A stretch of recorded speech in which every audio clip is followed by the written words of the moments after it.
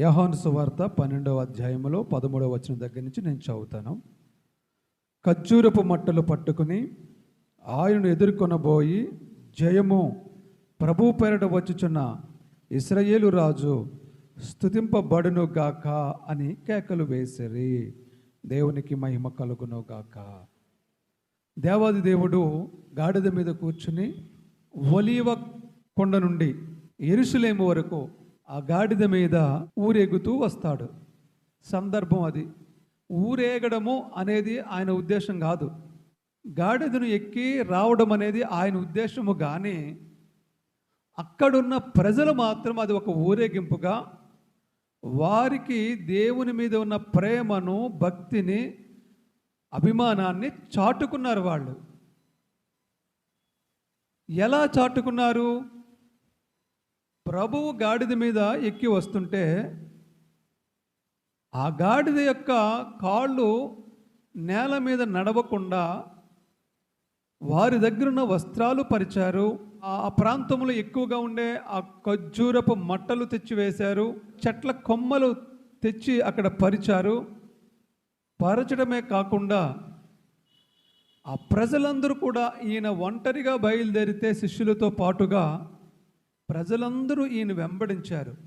వెంబడించి ఆయనకి జయ జయ ధ్వజములతో, ధ్వనులతో ప్రభువుని స్తుతిస్తూ, ఘనపరుస్తూ, ఏమని, జయము ప్రభు పేరట వచ్చుచున్న ఇశ్రాయేలు రాజు స్తుతింపబడును గాక అని యోహాను సువార్త రాయబడిన ప్రకారముగా. అలాగే మార్కు సువార్త 11:1 రాయబడి ఉంది. మత్తయి సువార్త 21:1 కూడా దీని గురించి వ్రాయబడి ఉంది. ప్రజలందరూ కూడా ప్రభువుని మహిమపరుస్తూ, ప్రభువుని ఘనపరుస్తూ ఆ గాడిద మీద ప్రభువుని ఊరేగిస్తూ యెరూషలేము వరకు వారు వచ్చారు. అసలు గాడిద ఎందుకు ఎక్కాలి యేసు ప్రభు అనే దాని గురించి ఒకసారి మనం చూస్తే, యేసు ప్రభు గాడిద ఎందుకు ఎక్కాలి? గుర్రం ఎక్కొచ్చు కదా, గుర్రం మీద రావచ్చు కదా అని ఒకసారి మనం ఆలోచన చేస్తే, యేసు ప్రభు గాడిద ఎక్కడానికి ఎక్కే పరిస్థితులు ఏమిటంటే, యేసు ప్రభు యూదుడు, యూదా గోత్రంలో జన్మించాడు ఆయన. యూదులకు గాడిద మీద రావడం అంటే సమాధానకరమైనటువంటి పరిస్థితులకు సూచనగా గాడిదనెక్కుతారు వాళ్ళు. సమాధానకరంగా ఉండాలి అనే ఉద్దేశంతో గాడిద ఎక్కుతారు వాళ్ళు. గాడిదను ఎక్కిన వారు ఎవరున్నారు, గాడిద ఎందుకు ఎక్కుతారు అనే విషయం గురించి ఒకసారి మనము బైబిల్ గ్రంథంలో పరిశీలన చేస్తే, న్యాయాధిపతుల గ్రంథము 5వ అధ్యాయం 10వ వచనం ఒకసారి చూద్దాం. తెల్ల గాడిదల నెక్కువారులారా, తివాసుల మీద కూర్చుండువారులారా, త్రోవలో నడుచువారులారా, ఈ సంగతి ప్రకటించుడి. చెప్తున్నాడు దేవుడు ఏమని? తెల్ల గాడిదలను ఎక్కువారులారా. దేవునికి మహిమ కలుగును గాక. అంటే ఆ రోజుల్లో తెల్ల గాడిదలు ఎక్కేవారు అని మనకు అర్థమవుతుంది కదా. ఎస్, ఆ సందర్భంలో జయము కూడా లభించిందని అర్థమవుతుంది కదా మీకు. అంటే గాడిదని ఎక్కి వెళితే సమాధానానికి, జయానికి ఒక సూచనగా, సమాధానకరమైనటువంటి అనుకూలమైన పరిస్థితులకు మనకు ఒక సూచనగా గాడిదని ఎక్కిన వారి పట్ల ఉంటుందని మనకు అర్థమవుతుంది. ఇంకొకసారి గాడిద ఎక్కిన వారు ఎవరున్నారో చూద్దాం. 1వ రాజుల గ్రంథము 1వ అధ్యాయము 33వ వచనము. సొలొమోనును పట్టాభిషిక్తుడిగా చేయడము. ఎవరు చెప్తున్నారో ఈ మాట? సొలొమోను తండ్రి అయినటువంటి దావీదు 40 సంవత్సరాలు ఏకఛత్రాధిపత్యంగా ఏలేడు, వృద్ధుడైపోయాడు. వృద్ధుడైపోయిన తర్వాత ఇప్పుడు రాజ్యాన్ని తన కుమారుడికి అప్పగిస్తున్నాడు. ఎవరు ఆ కుమారుడు అంటే సొలొమోను. దేవునికి మహిమ కలుగును గాక. ఈ సొలొమోనుకి పట్టాభిషేకం చేసేటప్పుడు రాజు ఏమని చెప్తున్నాడంటే, రాజు అంటే దావీదు ఏమని చెప్తున్నాడంటే, నా కుమారుడైనటువంటి సొలొమోనుని అభిషేకించడానికి, రాజుగా పట్టాభిషేకం చేయడానికి మీరు దేని మీద తీసుకెళ్తారంటే, నా కంచరగాడిదని ఎక్కించి తీసుకెళ్ళండి. రాజుని పట్టాభిషేకం చేయడానికి దేని మీద తీసుకెళ్తారమ్మా? మామూలుగా అయితే చెప్పండి, మీరు చెప్పండి. దేని మీద తీసుకెళ్తారు? రథాల మీద, పెద్ద పెద్ద ఆర్భాటంగా పెద్ద పెద్ద గుర్రాలు, 40 సంవత్సరాలు ఏకఛత్రాధిపత్యంగా పరిపాలించినటువంటి దావీదు మహారాజు కుమారుడైనటువంటి సొలొమోనుకి రాజుగా పట్టాభిషేకము జరుగుతున్న వేళ ఏమెక్కెళ్ళాలి? నిజంగా ఏదో పెద్ద ఖరీదైన గుర్రాలో, లేకపోతే మంచి మంచి శృంగారించబడిన రథం మీదో తీసుకుని వెళ్ళాలి. కానీ రాజు అంటున్నాడు, రాజు అయినటువంటి దావీదు అంటున్నాడు, అంతటా రాజు, మీరు మీ ఏలిన వాడినైనా నా సేవకులను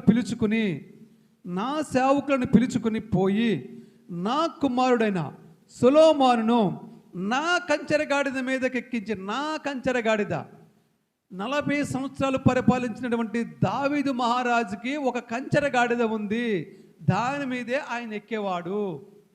నా కంచెరగాడిద మీదకి నా ఆ కంచెరగాడిదను ముట్టుకుంటా కూడా ఎవడో సరిపోడు. ఎందుకని? రాజు గాడిదకి ఎంత సెక్యూరిటీ ఉంటుందో తెలుసా మీకు? మామూలుగా ఉండదు. ఎందుకంటే దానికి ఎవడన్నా విషం పెట్టి చంపేస్తాడేమో, లేకపోతే దానికి ఏదైనా విషం పూసేస్తే రాజు దాని మీదకి ఎక్కుతాడు కదా, ఆ విషం రాజు ఎక్కేసి. కాబట్టి అలాంటి ప్రమాదాలు జరగకుండా రాజు బ్రతికి ఉండడం కోసము, రాజు వాహనమైనటువంటి కంచెర గాడిద కూడా బ్రతికి ఉండడం కోసము దాని చుట్టూరు చాలా సెక్యూరిటీ ఉంటుంది. అలాంటి గాడిద మీద నా కుమారుని ఎక్కించుకుని గీహోనుకు తీసుకురండి, అక్కడ మీరందరూ కూడా రాజుగా అతన్ని పట్టాభిషేకం చేసి చిరంజీవి అని దీవించండి మీరందరూ కూడా అని ఆజ్ఞాపిస్తాడు. చూడండి, యోనాతానును అక్కడ ఇశ్రాయేలు మీద రాజుగా అతనికి పట్టాభిషేకం చేసిన తర్వాత మీరు బాకానాదము చేసి రాజైన సొలొమోను చిరంజీవి అగునుగా కానీ ప్రకటన చేయవలెను.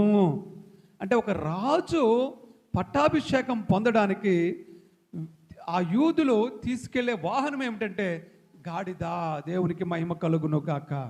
అంటే ఇప్పుడు చెప్పండి, మీరు ఈ రెండు విన్న తర్వాత, అంటే న్యాయాధిపతుల గ్రంథంలో ఆ తెల్ల గాడిదలు ఎక్కిన వాళ్ళ గురించి సందర్భం మనం విన్న తర్వాత, దావీదు మహారాజు అయినటువంటి కుమారుడైనటువంటి సొలొమోను పట్టాభిషేకం పొందుకోవడానికి గాడిదని ఎక్కి వచ్చిన తర్వాత, ఇప్పుడు కొన్ని వందల సంవత్సరాల తర్వాత పుట్టినటువంటి యేసుక్రీస్తు ప్రభు గాడిదని ఎక్కడం అనేది కరెక్ట్ అనే విషయం అంటారా, కాదంటారా?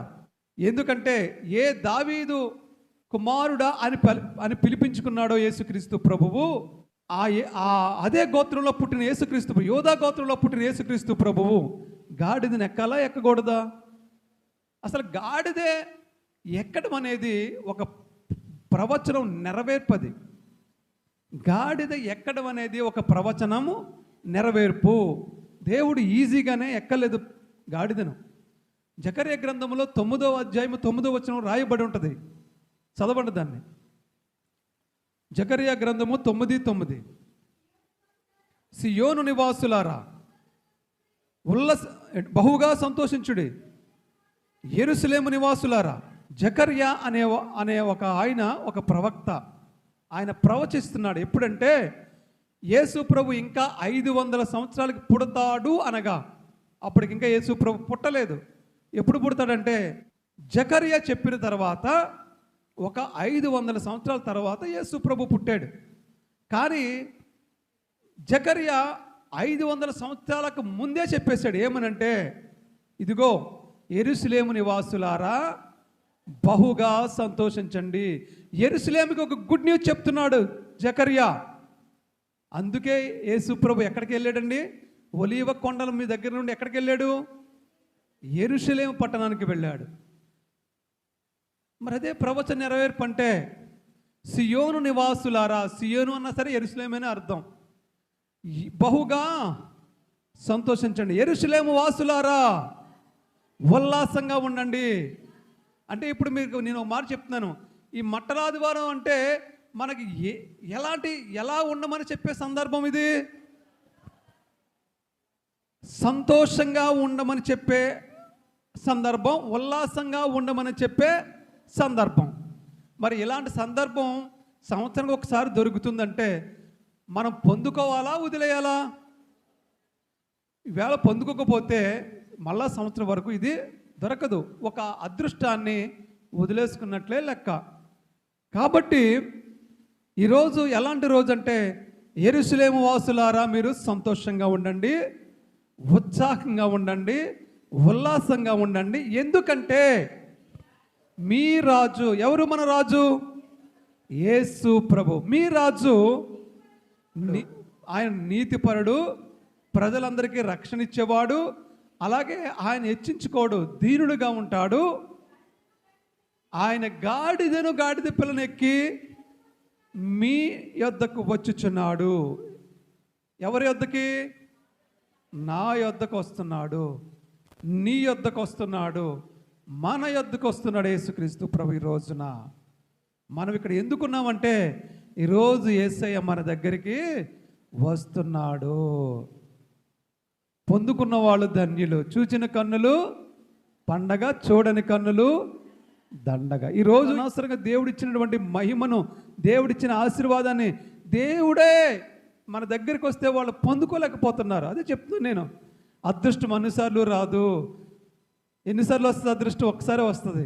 అప్పుడే మనం ఎలర్ట్గా తలుపు తీయాలి. యేసు ప్రభు ఈరోజు మన దగ్గర ఈజీగా వస్తున్నాడు. 38 సంవత్సరాల బేతెస్తా కోనేరు దగ్గర పడున్నాడు ఒక రోగి. వాడికంటే వెనకాల వచ్చిన వాళ్ళు ఏం చేస్తున్నారు? బాగుపడిపోతున్నారు. ఎట్టి వ్యాధిగ్రస్తులైనా ఇంటికి వెళ్ళిపోతున్నారు. అతను మాత్రం అక్కడే 38 సంవత్సరాలు పడి పడి పడి పడి పడి పడి పడి అక్కడే పడిపోయి ఉన్నాడు. వాళ్ళ లైఫ్ ఎంత పోయి ఉంటుందో ఒకసారి ఆలోచించండి. చివరికి బాగుపడ్డాడు. యేసు ప్రభుకే జాలి కలిగి వచ్చి, ఎవరే బాబు ఇంక నువ్వేం దిగుతారా బాబు, నువ్వు దిగక్కర్లొద్దు, ఇంకా నీ దగ్గరికి వచ్చేసాను కదా, ఇంక నువ్వు దిగక్కర్లొద్దు, నేను రాకపోతే నువ్వు దిగాలి, కాబట్టి నీవు పరిపెట్టుకుని ఇంటికి వెళ్ళిపో. దేవుడు కనికర సంపన్నుడు, బాగు చేసి పంపించేశాడు. కానీ 38 సంవత్సరాల లైఫ్ అంతా కూడా వాడు ఏం చేశాడండి? వాడు ఏమి సాధించలేకుండా ఆ బేతెస్తా కోనేరు దగ్గర మాత్రమే పడి ఉన్నాడు. కానీ వాడు ప్రభు మీద ఆసక్తి కలిగి ఉన్నాడు. అందుకే యేసే దగ్గరికి వచ్చాడు. ఆ విధంలో వాడిని మెచ్చుకోవచ్చు మనం. దేవునికి మహిమ కలుగును గాక. హల్లెలూయా, హల్లెలూయా. యేసయ్య ఇప్పుడు మన దగ్గరికి వస్తున్నాడు. యేసయ్య మన దగ్గరికి వచ్చాడు. ఈరోజు వచ్చిన రోజు మనం ఏం చేయాలండి? పట్టుకోవాలి. ఎప్పుడైతే ఆయా సందర్భాల్లో దేవదూత వచ్చి కోనేటిలో బేతెస్తా కోనేటిలో నీళ్లు కదిలించినప్పుడు ఎవరైతే అలర్ట్గా ఉండి అందులో దూకేశారో వాడు బాగుపడిపోయేవాడు. అక్కడ టోకెన్ సిస్టమ్ లేదు, పాస్ సిస్టమ్ లేదు, ఎమర్జెన్సీ కార్డు సిస్టమ్ లేదు. 1000 రూపాయలు ఇచ్చి విఐపి కార్డు కొనుక్కుని ముందు నేను దిగుతానంటే కుదరదు. ఇప్పుడే వచ్చి అక్కడ నుంచుంటే ఆ క్షణమే దూత వచ్చింది అనుకోండి, వీడు అలర్ట్గా ఉండి వాడు దిగేస్తే వాడు వెళ్ళిపోయేవాడు అంతే. 10 సంవత్సరాల కింద వచ్చినవాడు అలర్ట్గా లేకపోతే అక్కడే ఉంటాడు. ఈ క్షణమే 1 గంట ముందు వచ్చినవాడు మాత్రం దిగేసి వెళ్ళిపోయేవాడు. ఎవరైతే ముందు దూకుతారో వాళ్ళే బాగుపడ్డారు. వెనక ముందు ఏమీ లేదు. కడపటి వారు మొదటి వారు అగుదురు. తెలీదా మీ వాక్యం మీకు? మరి చెప్పరే. అలాగే ఎలర్ట్గా ఉండాలి. దేవుడు ఏ సందర్భంలో మన దగ్గరికి వస్తాడో మనం కాచుకుని ఉండాలి. ఈరోజు దేవుడు మన దగ్గరికి వచ్చాడు, మనం కాచుకుని ఉండాలి. దీనుడై, నీతిపరుడు, రక్షకుడై, దీనుడై గాడిద పిల్లను ఎక్కి మన దగ్గరికి వచ్చాడు. ఇది ప్రవచనం. ఎప్పుడు? యేసుక్రీస్తు ప్రభువు 500 సంవత్సరాలకి వస్తాడనగా జకరియా ప్రవక్త ప్రవచించాడు. ఆ ప్రవచనం నెరవేర్చడం కొరకు యేసు ప్రభువు వచ్చాడు, గాడిదనెక్కాడు, యెరూషలేముకు ఊరేగిస్తూ వెళ్ళాడు. ఆ యొక్క సందర్భము జకరియా గ్రంథంలో చెప్పబడినటువంటి ప్రవచనము ఎక్కడ నెరవేరింది? మత్తయి సువార్త 21వ అధ్యాయము 1వ వచనంలో నెరవేరింది. మార్కు సువార్త 11వ అధ్యాయం 1వ వచనంలో నెరవేరింది. యోహాను సువార్త 12వ అధ్యాయం 12, 13 వచనాల్లో నుంచి కిందకు వస్తే నెరవేరింది. దేవునికి మహిమ కలుగును. ఈ విధంగా 500 సంవత్సరాల తర్వాత జకరియా గ్రంథములో చెప్పబడిన ప్రవచనము యేసుక్రీస్తు ప్రభువు ఇక్కడికి వచ్చేలోకి నెరవేరింది. కొత్త నిబంధన టైంలో మార్కు, మత్తయి, యోహాను సువార్తలు నెరవేరబడినట్లుగా రాయబడింది. యేసు ప్రభు దాన్ని నెరవేర్చాడు. ఇప్పుడు కొమ్మలు ఎందుకు వేశారు అనే దాని గురించి ఒకసారి మనం చూద్దాం. దాన్ని కూడా మనం ఒకసారి లేఖనాలు తిరగేస్తే ఒకసారి మళ్ళీ మనం వెనక్కి వెళ్ళిపోదాం. మిమ్మల్ని వెనక్కి కొన్ని వేల సంవత్సరాలు వెనక్కి తీసుకుపోతున్నాను మిమ్మల్ని. లేవి కాండము 23వ అధ్యాయము 40 వచనం. దేవుడు ఏం చెప్తున్నాడంటే యూదులకు ఒక నిబంధన ఇచ్చాడు. పర్ణశాల పండుగ అంటారు. 7 రోజులు చేస్తారు. ఏట్లతో చేయాలి? 7 రోజులు పండగ చేయాలి యేసు ప్రభువుకి, తండ్రి దేవునికి. మొదటి రోజు దేనితో యేసయ్యను ఆరాధించాలి? దబ్బ పళ్ళుతోనంట. అర్థమవుతుందా మీకు? మనకి ఇక్కడ దొరుకుతాయి, అవునా? అంజురపు పళ్ళు కాదు, దబ్బ పళ్ళు మనకు బోళ్ళు ఉంటాయి ఇక్కడ. అలాగని చెప్పి రేపటి తెచ్చేసి పూజ చేసేసకండి. యూదులతో చెప్పాడు, ఇప్పుడు మనతో కాదు. అది సందర్భం చెప్తున్నాను మీకు. దబ్బ పళ్ళు మొదటి రోజున. తర్వాత ఈత మట్టలు. ఇప్పుడు మీరు ఎందుకు తెచ్చారు ఈత మట్టలు? ఇవి ఇందుకే ఇక్కడ రాయబడి ఉంది కదా, అది ఎవరో పెద్దలు పెట్టారు, అది తెస్తున్నారన్నమాట మీరు. ఈత మట్టలు. తర్వాత ఇంకేంటి? గొంజి చెట్ల కొమ్మలు. గొంజి చెట్లు అనేవి ఉంటాయి, వాటి కొమ్మలు కూడా పట్టరండి. తర్వాత కాలవల యొద్ద ఉంటాయంట, నిరవంజి చెట్లు ఉంటాయంట, నిరవంజి చెట్లు. ఆ చెట్లు కూడా పట్టరండి. 7 దినాలు మీ దేవుడని యెహోవా సన్నిధిని ఏమనాలి? ఉత్సహించుచుండవలను. ఉత్సాహంగా ఉండాలి. అర్థమవుతుందా? ఇస్రో దేవుడు అంటే ఉండాలా? ఉత్సాహంగా ఉండాలా? ఉత్సాహంగా ఉండాలి. దేవుని సన్నిధిలో ఆరాధిస్తూ, మహిమపరుస్తూ, ఘనపరుస్తూ, దేవుణ్ణి ఆరాధిస్తూ దబ్బ పండ్లతోనూ, ఈత మట్టలతోనూ, గొంజి చెట్ల కొమ్మలతోనూ, నిరవంజి చెట్లతోనూ యేసయ్యను ఆరాధించాలని, తండ్రి అని యెహోవా దేవుని ఆరాధించమని అప్పుడు చెప్పాడు. అందుకు అవన్నీ దెబ్బపళ్ళు గట్టి ఏమీ పెట్టలేదు. కానీ మన పెద్దలు ఎవరు పెట్టారో మరి, ఇలా ఈత కొమ్మలు అంటే అప్పుడు వాళ్ళు ఖర్జూరపు మట్టలతో ఆరాధించేవారు. ఖర్జూరపు మట్టలు ఉండేవి అప్పుడు. వాళ్ళకి అదే ఎక్కువ ఉంటాయి, ఎడారి ప్రాంతం కాబట్టి ఖర్జూరం చెట్లు ఉంటాయి, వాటితో కూడా పెట్టారు. ఖర్జూరం చెట్లు కూడా ఇంచుమించుగా ఈత చెట్లులాగా ఉంటాయి. ఆ మట్టలు ఇవన్నీ పట్టుకొచ్చి దేవుణ్ణి ఆరాధించాలని అప్పుడు చెప్తే, ఇప్పుడు ఈ టైంలో కూడా ఎవరో పెట్టారు మనకి ఇలాగ ఆరాధించాలని. అందుకని మీరందరూ కూడా ఇలా ఈత చెట్లు అవి తెచ్చి పెడతా ఉంటారు. దేవునికి మహిమ కలుగును గాక. మనము ఈ ఈత చెట్లు ఇవన్నీ ఎందుకు పెట్టుకుంటారో ఈ వాక్యం ద్వారా మనకి అర్థమవుతుంది. నెక్స్ట్ నేను ముగిస్తాను, ఇంకా త్వరగానే 5 నిమిషాల్లో ముగిస్తాను. సరే, ఇప్పుడు ఈ యొక్క మటలాదివారం రోజున యేసుక్రీస్తు ప్రభువు ఊరెగుతూ ఒలివకొండ నుండి యెరూషలేముకి గాడిద మీద వెళ్ళి ఉన్నాడు. వెళ్ళి ఆయన ఏం చేశాడంటే లోకాన్ని జయించాడు యేసుక్రీస్తు ప్రభు. అర్థమవుతుందా? శరీరాన్ని జయించాడు యేసుక్రీస్తు ప్రభు. అంటే జయ జీవితానికి సాదృశ్యము. సాతాన్ని జయించాడు యేసుక్రీస్తు ప్రభు. మరణాన్ని జయించాడు యేసుక్రీస్తు ప్రభు. ఈ ఫస్ట్ దేవుడు లోకాన్ని జయించాడు, మత్తయి సువార్త 5:14. ఇంకొకరు శరీరాన్ని జయించారు, గలతీ 5:19. ఇంకొకరు గలతీ 5:19 తేండి. నేను లోకమునకు వెలుగై ఉన్నాను, ధర్మశాస్త్రాన్ని కానీ ప్రవక్తల యొక్క ప్రవచనాలు కానీ నేను కొట్టేస్తానని మీరు అనుకోకండి. నెరవేర్చడానికే నేను వాటిని నెరవేర్చడానికి వచ్చాను, కొట్టివేయడానికి ఎంత మాత్రం కూడా రాలేదు. అందుకే ఈ ప్రవచనాన్ని నెరవేరుస్తున్నాను. తర్వాత గలతీ 5:19 కూడా చూడమ్మా.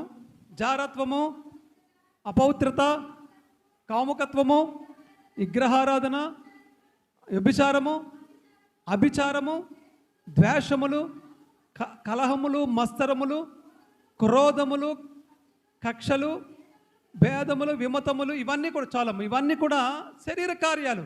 వీటినన్నిటిని యేసు ప్రభు జయించాడు. ఆయనలో ఇప్పుడు మనం చదువుకున్నది ఏది కూడా, అందులో ఆ గలతీ పత్రికలో 5:19 రాయబడి ఉన్న ఏది కూడా యేసయ్య దగ్గరికి అంటనివ్వలేదు. ఆయన జయించాడు. జయించి మనకి మాదిరిగా చూపించాడు. ఆయన లోకాన్ని జయించాడు, శరీరాన్ని కూడా జయించి సాతాన్ని జయించాడు. లూకా 4:1, లూకా సువార్త 4:1. నేను ముగించేస్తాను. ఇంకా సాతాన్ని కూడా దేవుడు జయించాడు. దేవుడు లోకాన్ని జయించాడు, శరీరాన్ని జయించాడు. అంటే లోకాశలన్నిటినీ లోకం ఆకర్షిస్తుంది మనల్ని. ఆ లోకం ఆకర్షించే ఆకర్షణలు యేసు ప్రభు జయించాడు. తర్వాత శరీర కార్యాలు, శరీరం కోరుకుంటుంది కొన్ని విషయాల్ని, ఆ శరీరం ఇందాక చదువుకున్న అన్నీ అవన్నిటిని జయించాడు యేసుక్రీస్తు ప్రభు. ఇప్పుడు సాతాన్ని కూడా జయిస్తున్నాడు. ఏమని? యేసు ప్రభు బాప్తీసం తీసుకున్న తర్వాత 40 దినాల ఉపవాసం ఉన్నాడు ఆయన. 40 దినాల ఉపవాసం ఉన్న తర్వాత ఎలాగుంటుంది చెప్పండి ఒకసారి. ఆకలి ఎలా ఉంటుంది? ఆకలి చాలా బీభత్సంగా వేస్తుంది. ఆ సమయంలో ఇదే సమయం అని చెప్పి సాతాను ఏం చేస్తాడంటే రాళ్ళను నువ్వు రొట్టెలుగా చేసుకుని తినే అంటాడు. అంటే మనిషిని ఏ టైంలో ఏది అవసరమో అది దేవుడికి విరుద్ధమైందైతే అపవాది తొందరగా తెచ్చి ముందెడతాడు. ఎందుకంటే మనం పడిపోవాలి కాబట్టి. ఓకేనా? అర్థమైందా? ఇప్పుడు యేసు ప్రభుకి అక్కడ ఆహారం కావాలి. ఇప్పుడు యేసు ప్రభు దగ్గరికి వచ్చి సాతాను అంటున్నాడు, ఈ రాత్రి రొట్టెలుగా చేసుకుని తినే అంటున్నాడు. అంటే ఆహారం ద్వారా యేసు ప్రభుని పడగొట్టాలని చూశాడు సాతాను. అప్పుడు దేవుడు ఏమంటున్నాడు? మనిషి రొట్టె వలన మాత్రమే జీవించడు కానీ దేవుని నోట నుండి వచ్చు ప్రతి మాట వలన అంటే మనము ఆహారం వలన జీవించాం. దేనివల్ల జీవిస్తున్నాం మనం? యేసు ప్రభు నమ్మిన వాళ్ళం. ఇదిగో దీనివల్ల మనం జీవిస్తూ ఉన్నాం. ఓకే, ఇప్పుడు యేసు ప్రభు కరెక్ట్ సమాధానం సాతాను జయించడానికి ఆహారానికి ఆయన లోబడిపోలేదు, వాక్యానికితో ఎదురు సమాధానం చెప్పి సాతాను ఎదిరించాడు. రెండవసారి సాతాను అంటాడు, ఇప్పుడు దేవుడికి అధికార వ్యామోహం ఉందేమో, అధికారంతో పడగొట్టేద్దాం అనుకున్నాడు. ఇదిగో ఆయనకి ఒక్క నిమిషంలో సాతానుకున్న పవర్ చూడండి. ప్రపంచాన్ని, లోకాన్నంతటిని ఒక్క నిమిషంలో యేసు ప్రభుని తిప్పే చూపించేసిందంట. ఒక నిమిషంలో నువ్వు ఊరు తిరిగి రాగలవా? మన భూపాలపట్నం తిరిగి రాగలవు ఒక్క నిమిషంలో? తిరిగి రాలేవు. కానీ సాతాను యేసు ప్రభుని లోకమంతా కూడా ఒక్క నిమిషంలో చూపించేసి, అంటే ఎంత ఫాస్ట్గా చూపించింది చూడండి. చూపించేసి అంటుందంట, ఇదిగో యేసు ప్రభువా, ఈ లోకమంతా నాదే, ఇది నీకు ఇచ్చేస్తాను, నువ్వు ఏం చేయొద్దు, నాకు ఒక రూపాయి కూడా ఇవ్వద్దు, నువ్వు ఒక్క పని చేయి అంతే, నువ్వు నా పాదాలకు మొక్కు అంతే చాలు. చూసారా ఏమంటుందో? యేసు ప్రభువుకి ఆశ చూపిస్తుంది, లోకమంతా నీకు ఇచ్చేస్తాను నేను, నువ్వు వచ్చి నన్ను మొక్కంతే, నా కాళ్ళకి నువ్వు మొక్కంతే. చూసారా? అంటే యేసు ప్రభు ఒక్కడ మొక్కితే చాలు, ప్రపంచం అంతా కూడా నాకు పాదాల కాడ ఉంటుందని సాతాను యొక్క కుట్ర. యేసు ప్రభుకి ఏమిస్తుంది? లంచం. లోకం మీద నీకు అధికారం ఇచ్చేస్తున్నాను, లోకం నీకు ఇచ్చేస్తున్నాను, తీసేసుకో, మొత్తం ఈ ప్రపంచాన్ని నీకు ఇచ్చేస్తున్నాను, తీసేసుకో, వాళ్ళందరూ నువ్వేం చేసుకుంటూ చేసుకో, నువ్వు మాత్రం నా పాదాలకు మొక్కు అంతే చాలు. అప్పుడు యేసు ప్రభు ఏమంటున్నాడు చెప్పమ్మా? లోబడిపోయాడా యేసు ప్రభు? లోబడ్డా? ఏమన్నాడు చెప్పు?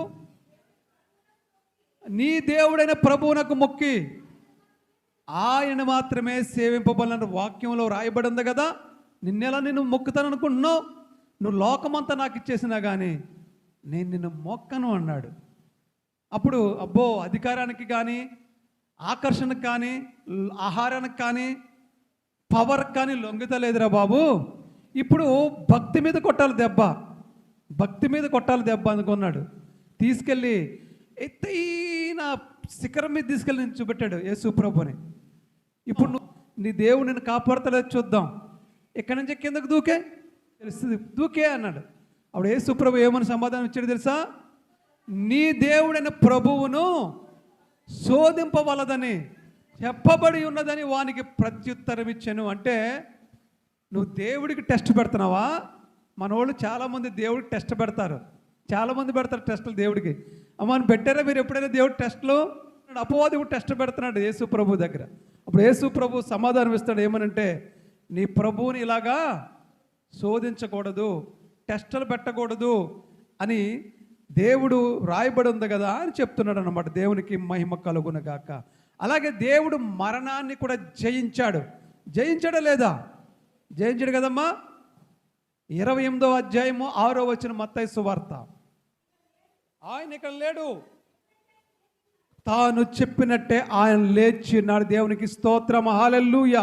గట్టిగా చప్పటి కొట్టి దేవుని మహిమపరుద్దామండి, హల్లెలూయా. ఆయన ఇక్కడ లేడు. ఎక్కడ లేడు? సమాధిలో లేడు. ఆయన చెప్పినట్లే ఆయన లేచి ఉన్నాడు. అంటే మరణాన్ని జయించాడా లేదా?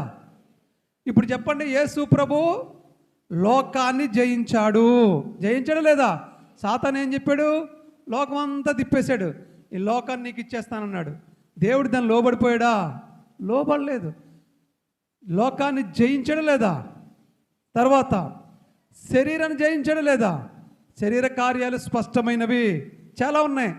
వాటిలన్నిటిని అంటే శరీర కార్యాలు చాలా ఉన్నాయి, అవన్నీ జయించాడు యేసు ప్రభు. ఓకే, తర్వాత సాతాన్ని జయించాడు. సాతాన్ని జయించడం లేదా? పారిపోయాడా సాతానికి?